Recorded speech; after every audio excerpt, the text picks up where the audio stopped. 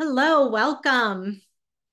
I'm Sarah Ernstwinder, Head of Marketing here at TiER1 Performance, and thrilled to welcome you all to the 2024 International Women's Day Leadership Panel. For those of you who have come back for several years, welcome back. For those of you who are new to the conversation, I'll share just a little bit about us at TiER1. We are a employee-owned B Corp certified consulting firm, and we help organizations activate strategies through people. And that might show up as talent development or leadership alignment and development, change and adoption, or healthy, high-performing cultures.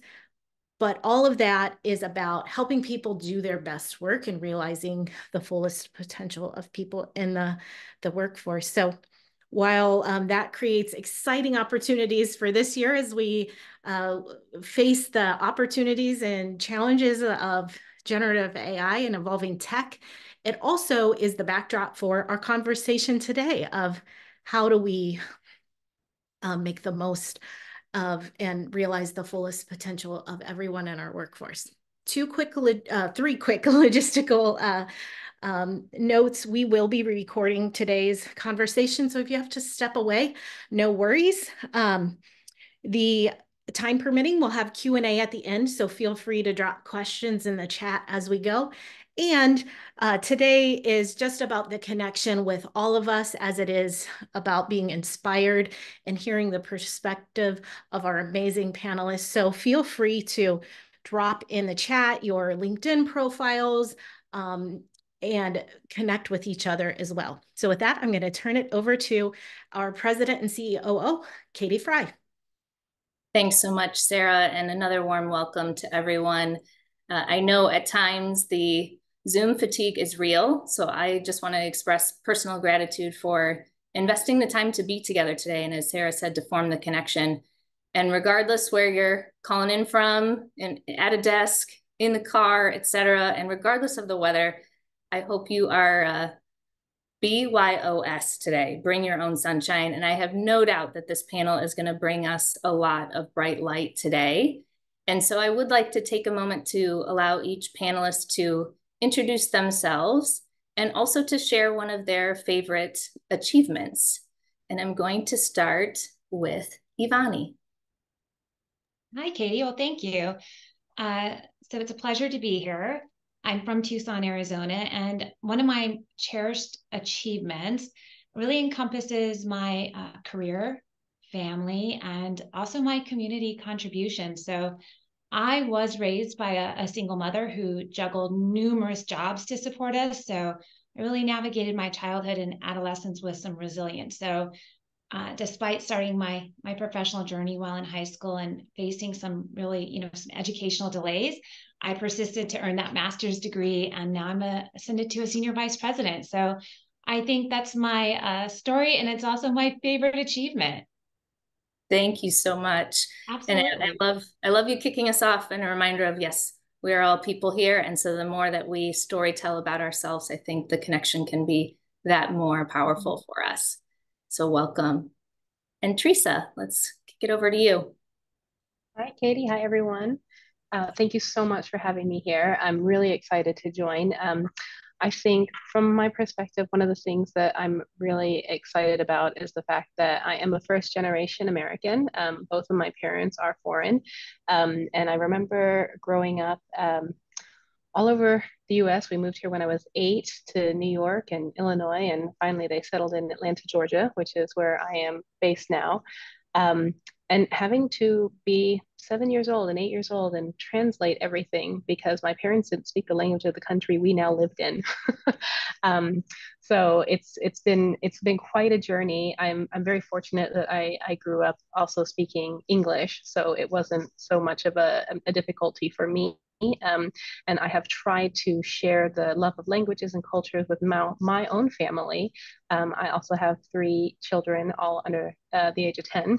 And until last year, they were going to a 100% Japanese speaking school. So the fact that I've been able to, promote the diversity, the cultures, even though we have been in America now for, quite some time, it's really amazing. And obviously, just like Yvonney, growing my career alongside of that and the challenges being faced as a minority and woman, it's been interesting, but it's also everything has a reason, is how I believe. And it's put me where I am today.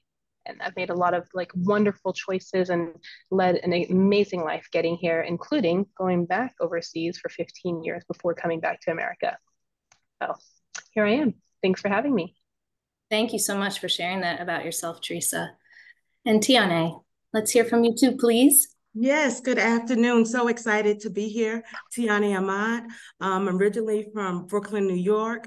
And I guess my greatest achievement is being first-gen graduate for college. Humble beginnings.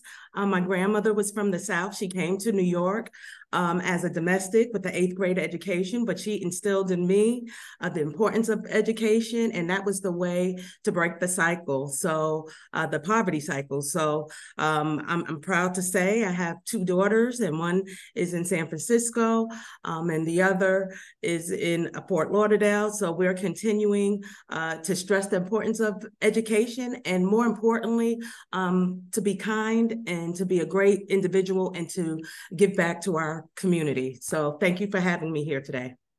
And that's awesome. The accomplishment in and of itself of helping your daughters to launch is what I also heard in that. Yes.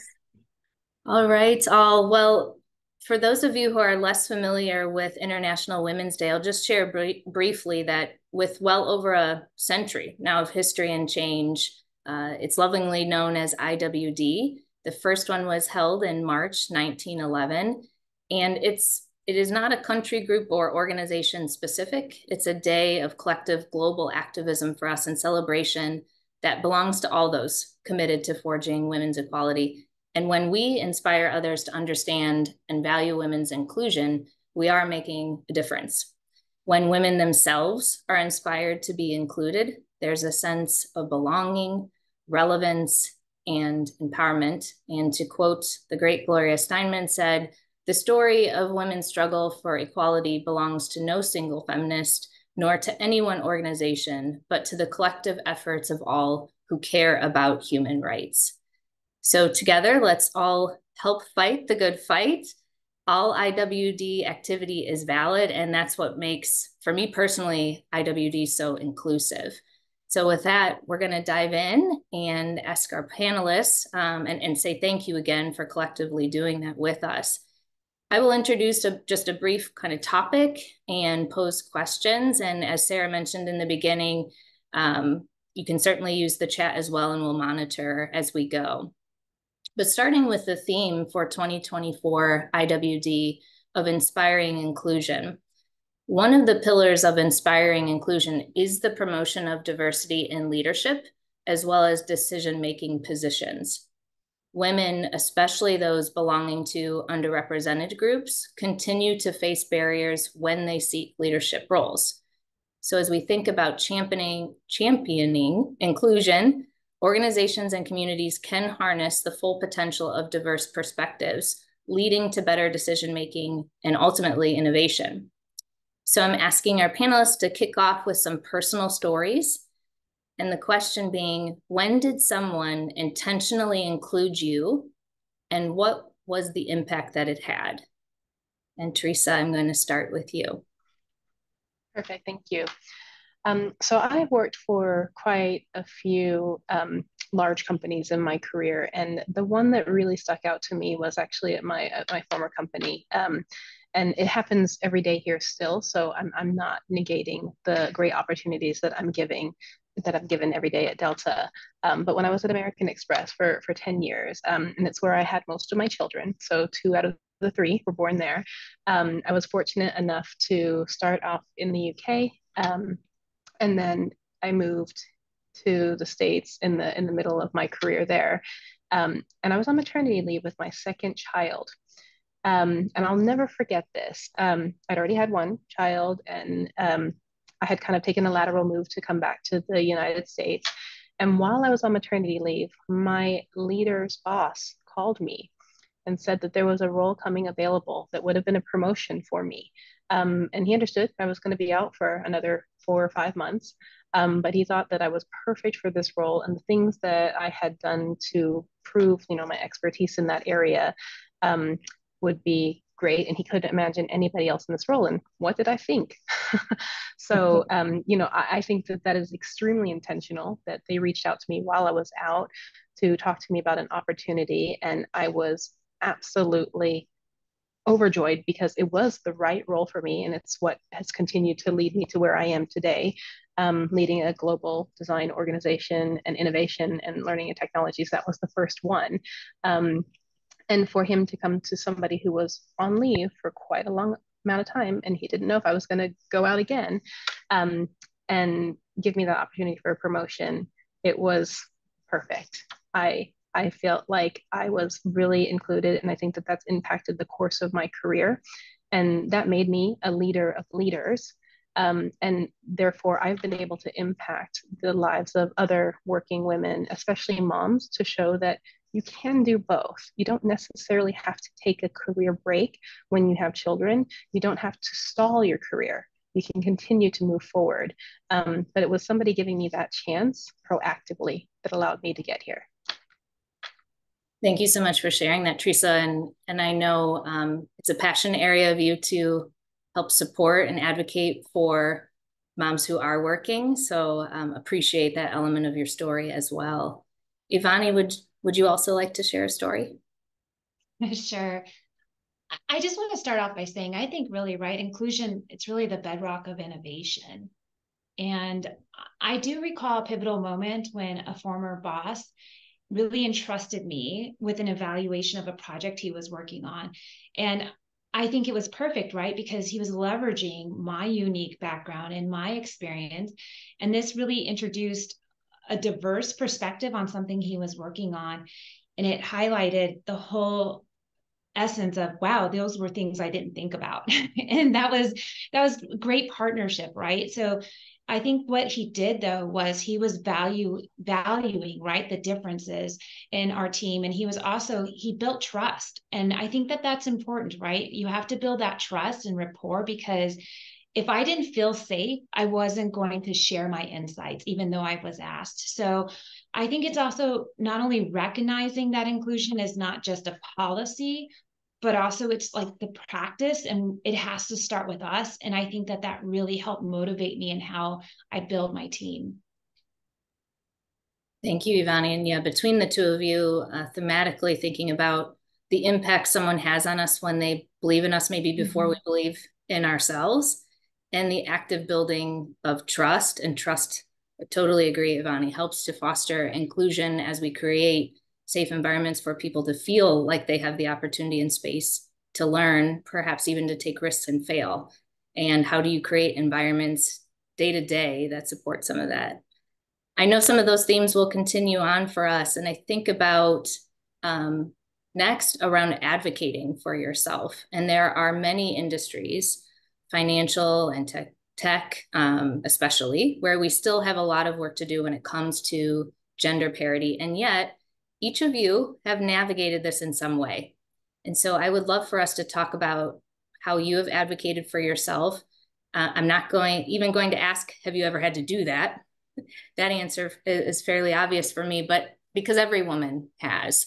But let's talk about how you personally recognize the need and the opportunity to advocate for yourself and how you've gone about doing that. And Tianay, I'll start with you. Sure, thank you. Because I'm a leader of a nonprofit, advocacy is at the core of what I do. It's a little different when you're advocating for yourself, but the premise and the strategy is the same. And I look at three core areas. One, knowing your why. Why am I here? Why am I doing this work and being grounded in it? Whether it's speaking to the organization or me as an individual. The second is proven results. I'm very data-driven, and I think that removes the defensiveness. Let's talk about proven results. I know this works because I've done it before, and let me share what it looks like.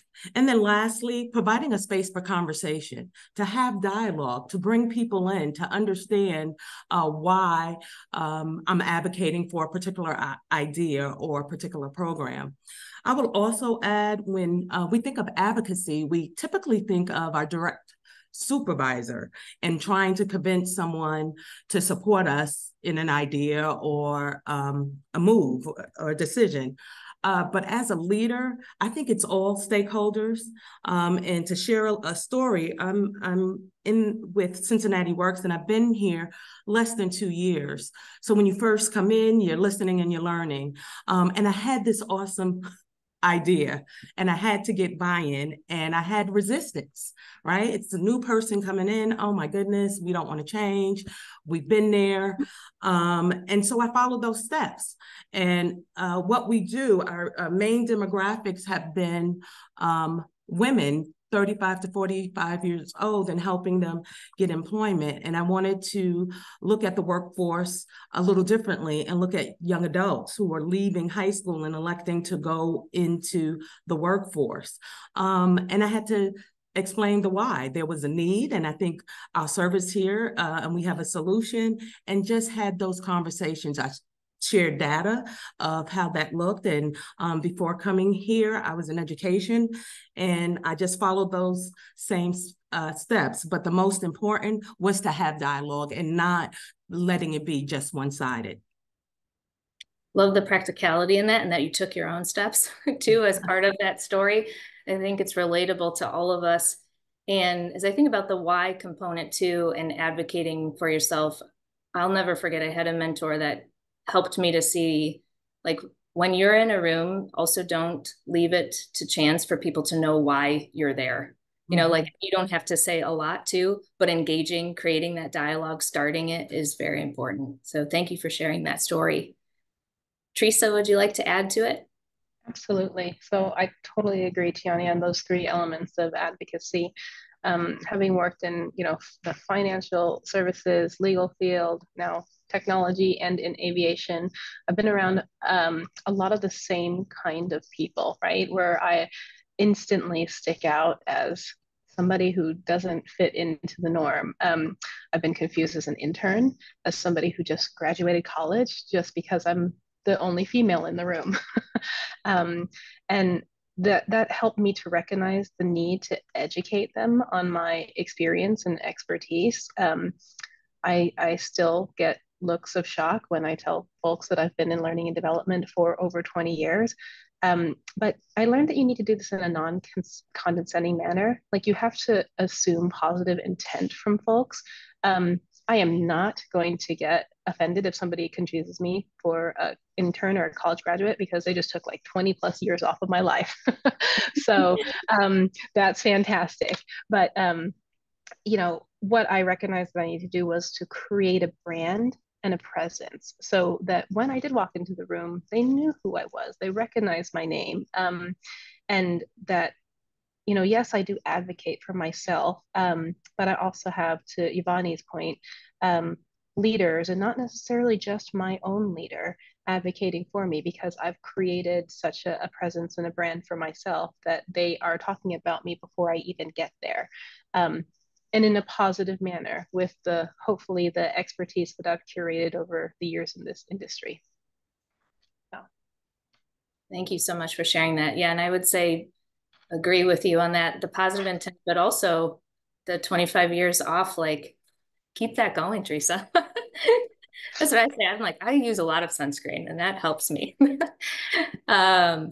Just reflecting for a moment on truly that we are all leaders in some capacity, almost regardless of job, role, or title. You are leading in a community, a family, certainly leading yourself. And the concept of leading by example is not a new one, but the adage and actions that speak louder than words is something we hear a lot, often when there's a dissonance. However, leading by example can be one of the most powerful tools for others so they can see themselves in leadership. So I will ask, what are the practices or examples you've employed to inspire others to be the best versions of themselves? Yvonney, would you like to kick us off, please? Sure. I love that question. True leadership is exemplified through actions. And, my leadership philosophy has really been profoundly shaped by observing those who really embodied and showed respect and understanding and value. And I've gotten this through volunteering or mentoring or also engaging in women's affiliate groups. And I really learned and encourage others to develop leadership skills, being supportive. Also, having that network of people really helps because they're the people you can ask and get feedback that should have the rapport with you to let you know how things are going. And also, I think the most important part is really embracing realism. I had a boss when I was, learning how to take on new roles and so forth. Her name was Natalia. And to this day, I think, gosh, she exemplified accountability, right? She was doing the work and she was still compassionate though. And I really liked that. She taught me the significance of, you deliver results, tell your story, get your data, but she also maintained this personal integrity that was her. It was her style. And I really think to inspire others, I really advocate for, goal setting and also sharing ambitions. I have my ambitions and my goals written down and I have them posted on my refrigerator. And sometimes when people come over, it's, like they'll go grab something and it's easy for them to read. And they'll say something like, oh, you have this goal. And it starts a conversation where I get that network and I get that support, or somebody's doing something that's similar. And they're like, oh, I want to do writing too. Let's connect. I'm working on something right now. And I would have never known that. Right. So I think when you're pursuing leadership or you're trying to be that leader for others, I think you have to have a style that resonates with yourself and you have to be true. I think those things really come across and people can tell when you're not embodying what you're sharing with others. Thank you, Yvonney. And perhaps maybe overused in recent years, but certainly I think still holds true of like being your authentic self. Like I heard some of that through what you were sharing, and also the vulnerability in that of like, here are my goals. Here's some things that I'm working on, but you did invite conversation as part of that. And I love how that thread is being pulled through for us. And Tianay, would you like to add as well? Sure. I believe leading from behind and being a cheerleader and inviting people to the table, giving people an opportunity to have a voice and share their ideas. Where I lead by example is really the accountability piece of saying, this is the target, go for it. I'm the strongest cheerleader. And then looking at that data once again, and then having the conversation on three things. Are we going to adapt this because we really got really good results, but we need to just tweak some things, or we're going to adopt something and scale it, or abandon? And that's really hard because people do not like to give things up. I say all that to say it's really about allowing people to make the decisions that works best for them. But if you give them the target, they show up every time. I have never been disappointed. The other part of it, I think, in different roles, all too often people think that leaders are not human. So really being vulnerable, showing and sharing, I made a mistake. Apologize. I am sorry. I just missed the mark with that. And that brings you closer to the people you work with, you work for, and reaching that common goal. I agree. That was so well said.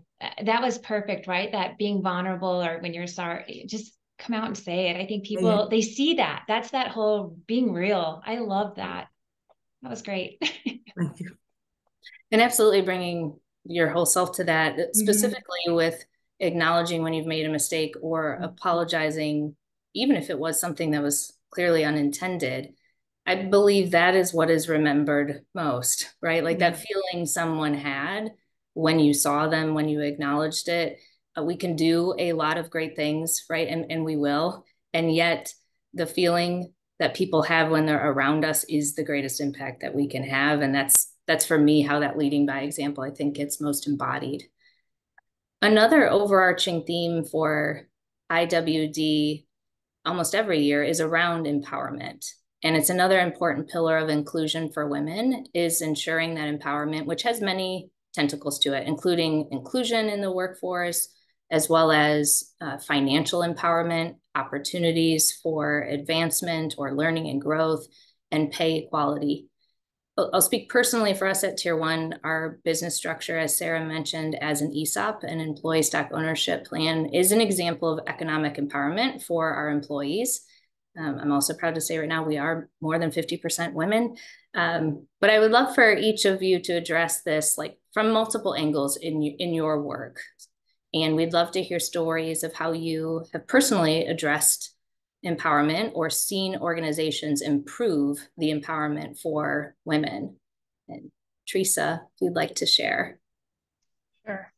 As I mentioned before, I've been really lucky to work for organizations who promote women and make us have a safe space in order to get our needs and our wants out there, whether we're just working women, moms, straight out of school, whatever it is. I've had a lot of support and development from the companies that I've worked for. Delta is great about this. And when we talk just from a diverse perspective, not just women, we've got skills first.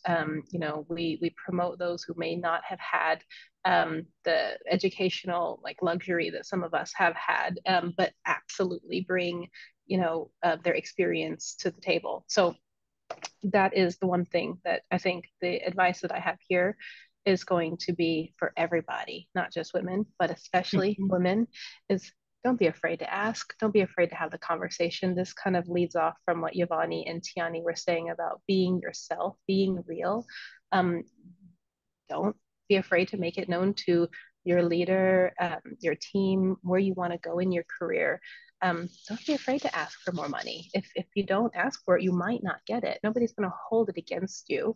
Don't be afraid to ask for more leave. Like I know I have even coached folks applying for roles in my organization. Like, you came from this company after 20, 30 years. Surely you must have more leave than the 2 weeks that we offer you. Is that not something you want to talk about and negotiate? Don't be afraid to ask for flexible working arrangements. Like, when I kept having children, it was one of the things that I had to speak to my leaders about, that this is something that is important to me. And no, I didn't want to put my career on hold, but could I work really early in the mornings and end a little bit earlier so that I could be home when my kids get off the bus? Again, it's one of the things that I feel that, pay equality, opportunities for advancement. If nobody knows what you're looking for, if you don't have those conversations, they can't read your mind. Nobody is a mind reader, women or not. And, continue to network, get yourself out there. You should kind of always have, a few areas of what's next for me, and be constantly exploring it, because not only does the other person not be able to read your mind about what you want to do, you might not know if you don't take the time to explore yourself. Absolutely. And Tianay, I know this is near and dear to your heart and overall mission around empowerment. So I'd love to hear your stories as well. Absolutely. In Cincinnati, women earn 80 cents for every dollar a man makes. So for me, it's simple. Pay us. That is it. So one of the first things I did here was looked at the pay salary. And then I worked with our wonderful chief of HR, and we joined a coalition through our county to say, we are going to pay women. We are going to look at the salaries and do something. We weren't sure if there were inequities, so we did an audit. And we were surprised because we are mainly a woman organization, probably 70%. However, there were some gaps, and it's not going to be tolerated, and we changed. It was as simple as that. You put your money where your heart, your mouth is. And we made some sacrifices to fix that. And that was probably in my first quarter as president and CEO of Cincinnati Works. And then we just went and through every position, every level to make that right. And it was unintentional. Because we come to the table with our bias. We come to the table, especially in a small organization where there's not necessarily a scale, or if it's unionized, you know exactly what the increases will be. So it was really based on people who personally felt a certain way and brought those biases to the table. And until we looked at the data again, and we all said this was not right, it was an easy sell to do something about it. And it was a financial cost to us. But every staff member understood and they were appreciative of that change. The other way is an advancement. A lot of members of our organization are women head of households. And so most of the members that we work with are employed. 30% have degrees, but they're underemployed. So we look for ways to advance, finding opportunities to invest and pour into them. One of my favorite sayings is, stay ready so you don't have to get ready. So we make sure that they are in professional development courses, looking at the in-demand jobs that are not created yet, and getting them prepared for that. Jobs that are seeking women, like construction and advanced manufacturing, in areas that typically do not have women in those seats, that are well-paying jobs. So we want to make sure when those opportunities come up that they are ready. So that's something that our organization, that's what we do.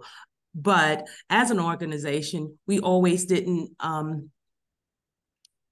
was mindful of how we were treating our own employees. And so we did something about it this year, and we joined other organizations in that fight to live the way we speak. So thank you.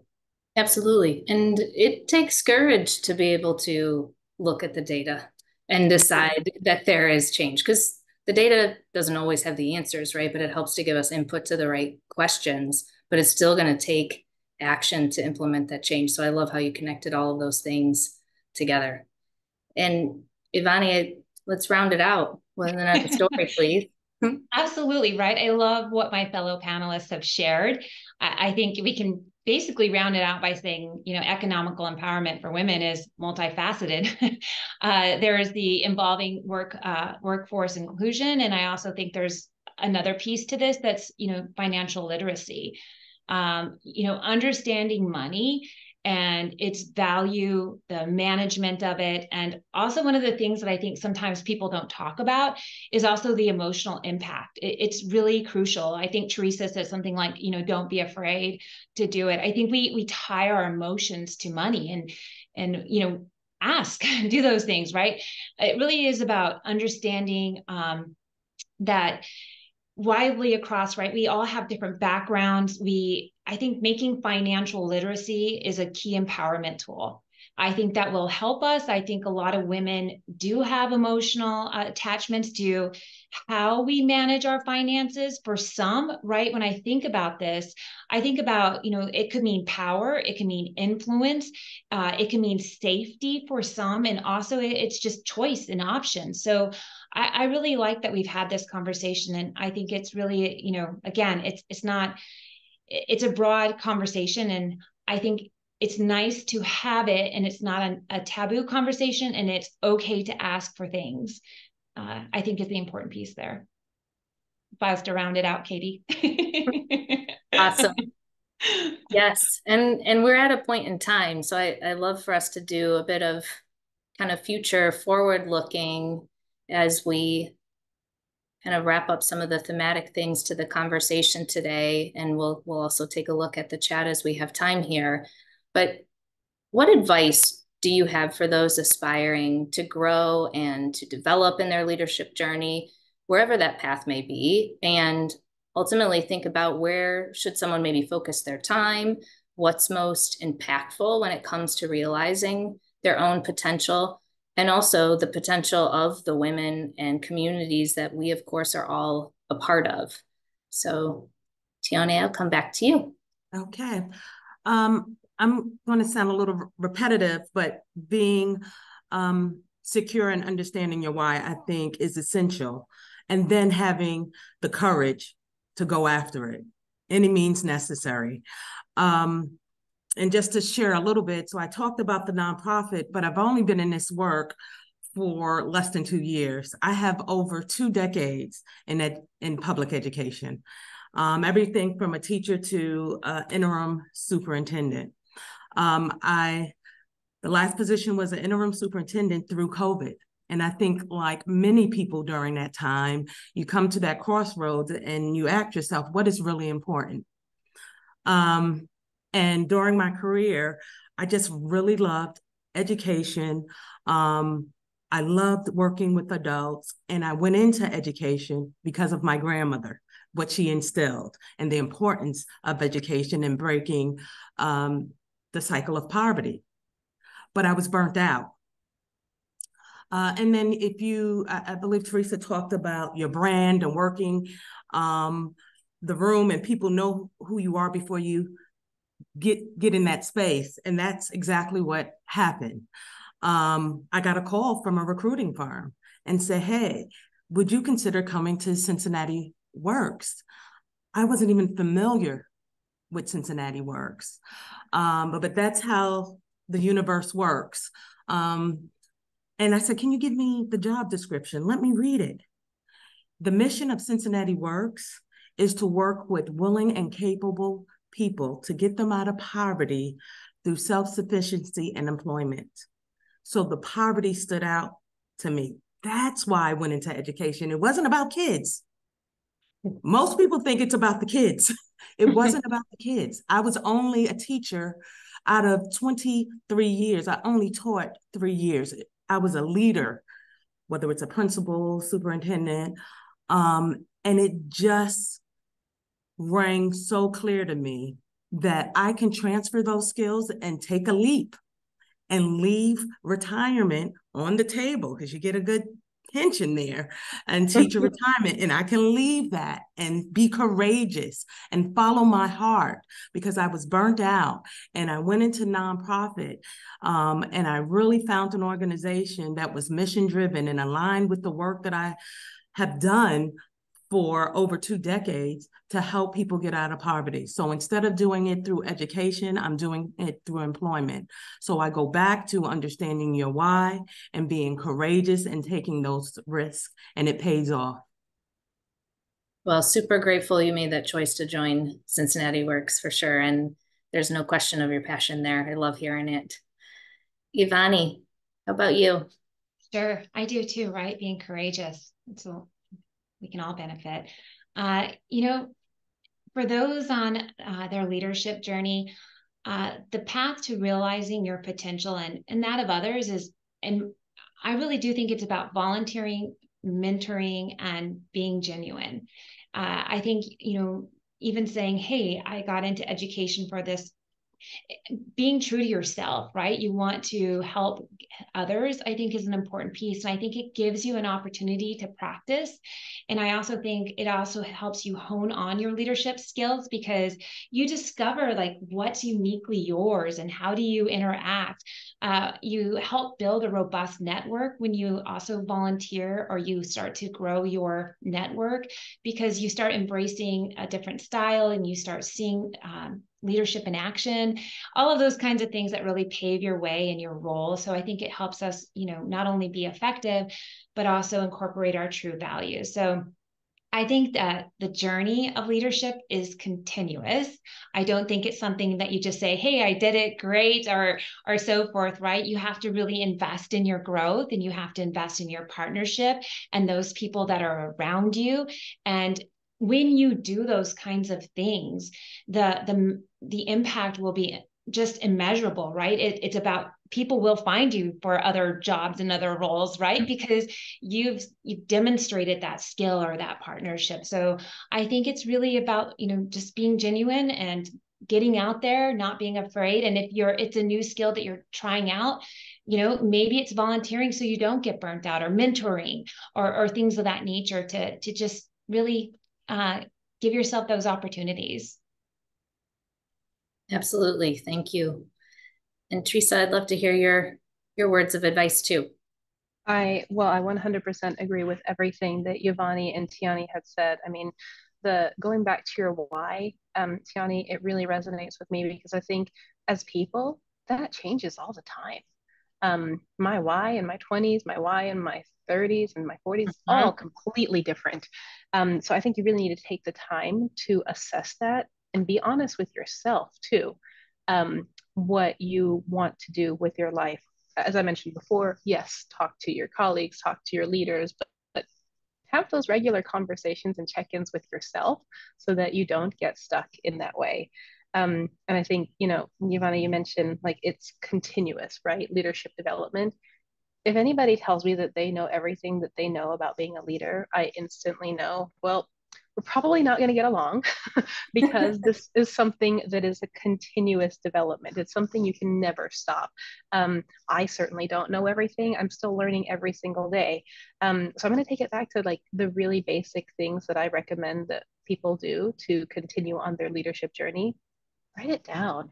At the risk of sounding overly corporate and having a career development plan, it's worthwhile to set time aside, even if you're not working. If you just want to think about, like I said, have the conversation with yourself, what you want from your life, what's your why right now. You need to schedule it because life will take over. Something will always fill the time. You'll be too busy if you don't do that. Create those impactful relationships. You want to call them mentorships, you want to call them advocates, sponsors, whatever it is. Again, I don't want to sound overly corporate. It doesn't have to be in the corporate world, but you want to find those folks who promote you and your work and your brand, your presence, even when you're not there. And then, as far as leadership development, I know a lot of folks on the call will be saying things like, but I'm not a leader yet, so I don't need to develop my leadership skills. Well, there's individual contribute leadership competencies.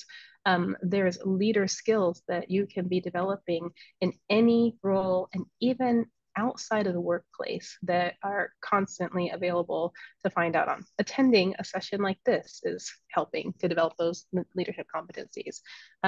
There's specific training programs for aspiring leaders and for those who are leaders of leaders. So again, I agree with all of my colleagues here, and I'll turn it back over to you, Katie, at the risk of rambling on, because I'm very passionate about development, especially of leaders. And the last thing I will say is when you are in a position of leadership, be one of those sponsors and advocates and make sure you continue to promote other women and other talented individuals, because we're not going to be around forever. So someone has to develop that next generation of talent.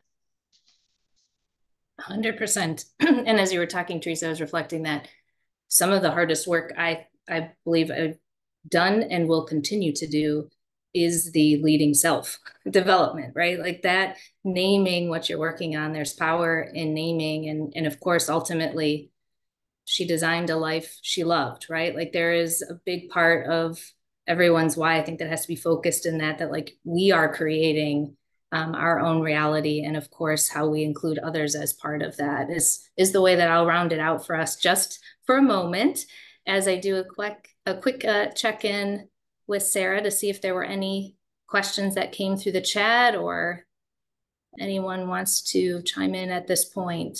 Yeah, we do have some questions, and it's this first one is great, and also talking about the support squad. So I know there are some groups of folks who are watching this webinar together. So high five those around you.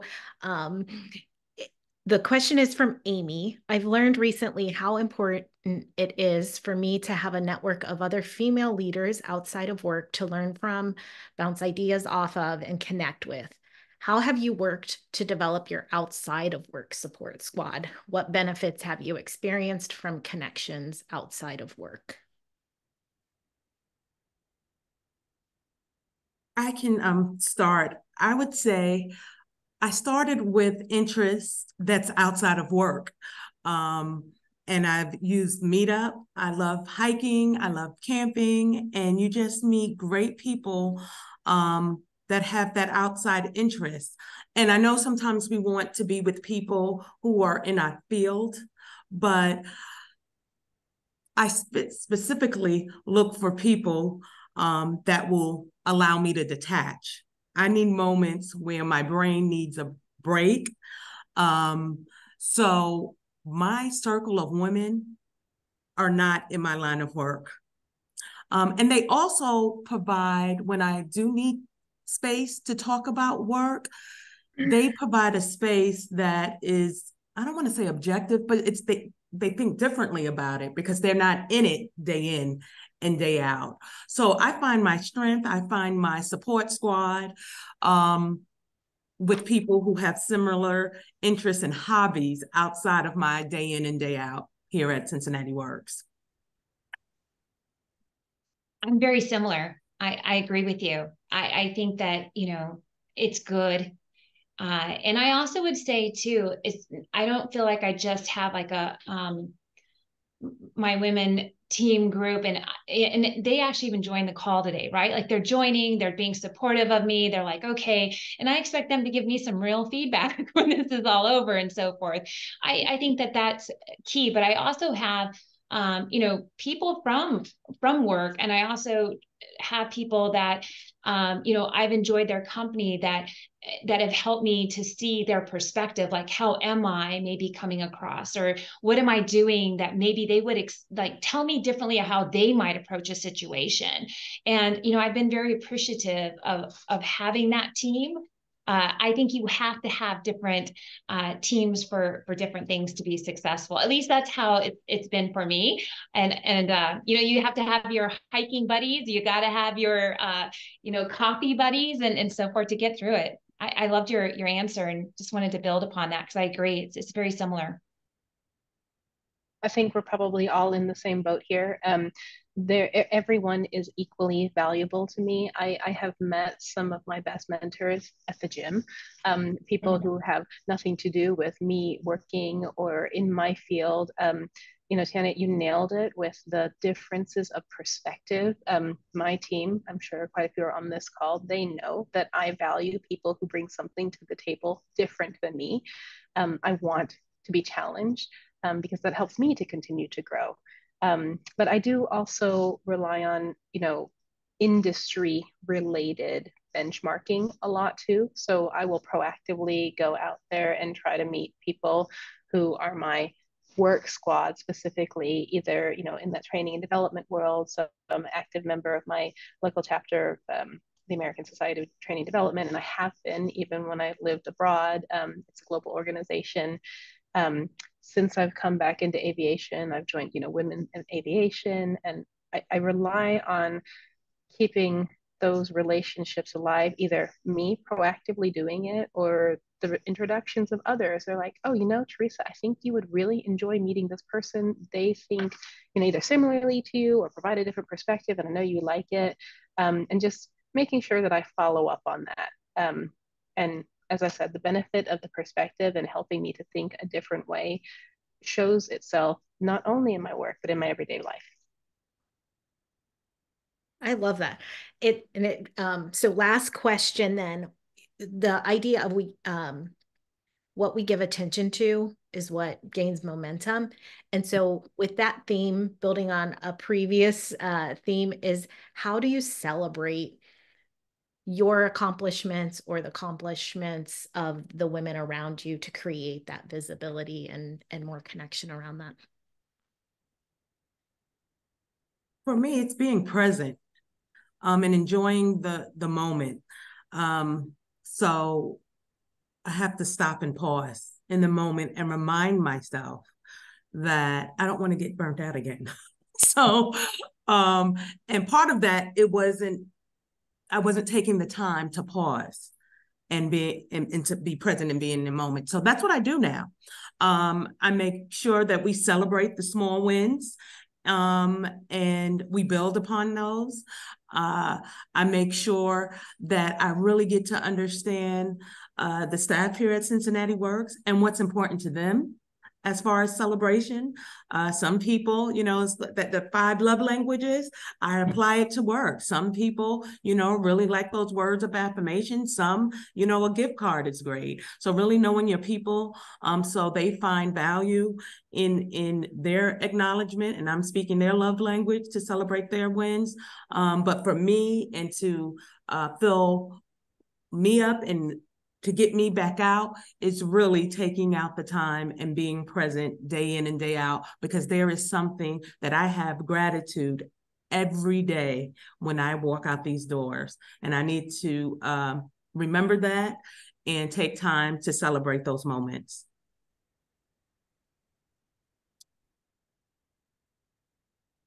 Love that. Yvonney, Theresa, anything to add?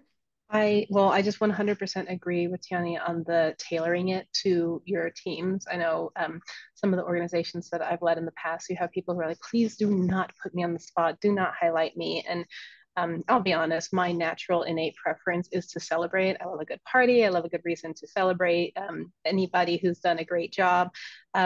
So I will tend to call out my teams in like a public forum. If they're the type of person who doesn't like that, I will, call out a greater team or mention the project in specific nature, so that I'm, being conscious of that person and their wishes.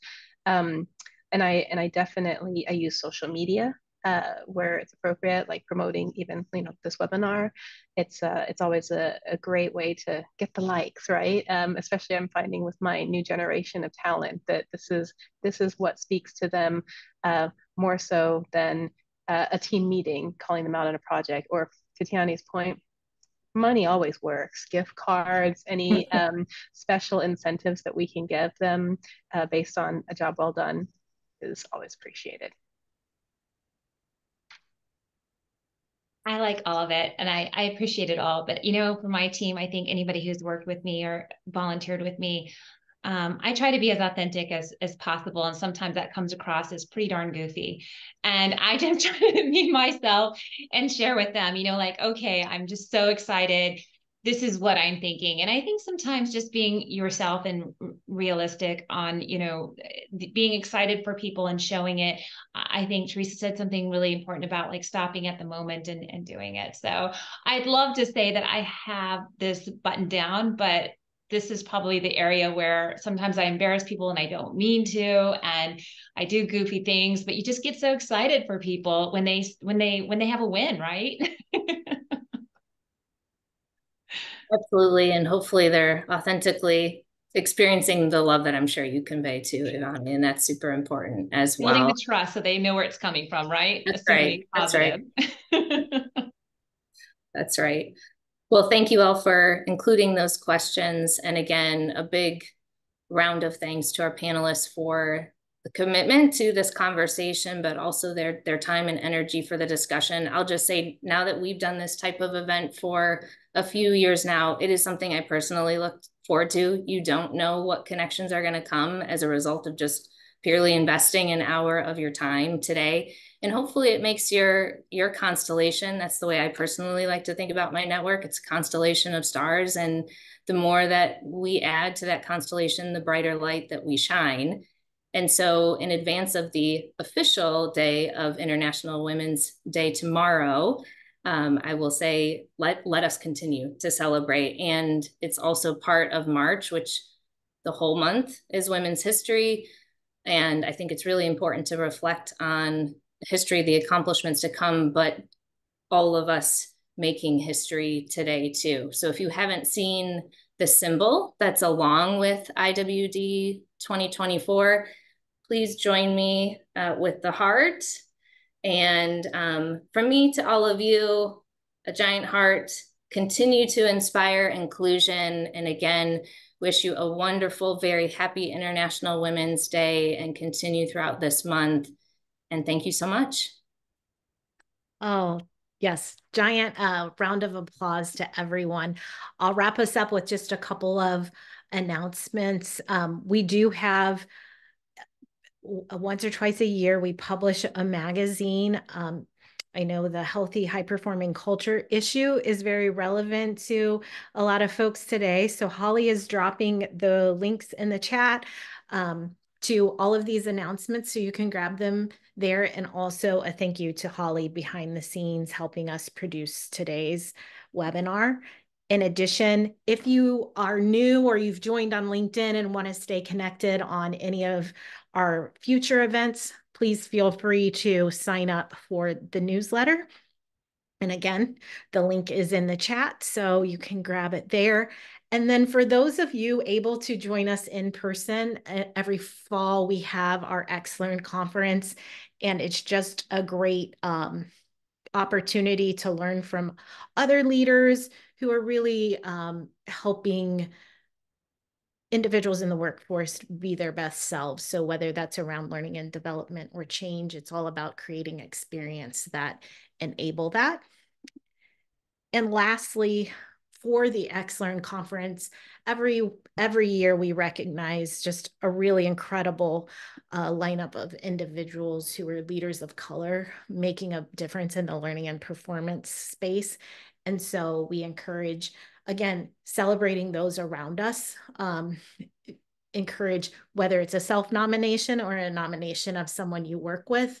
All of those recipients we bring to the conference, they get to connect with each other. And then it's about amplifying the voices of these wonderful experts in the field. So we follow that up with sponsorship of their thought leadership in different publications. So with that, again, thank you to our panelists. Thank you, Katie, for moderating, and thank you for all of you taking time today to join us.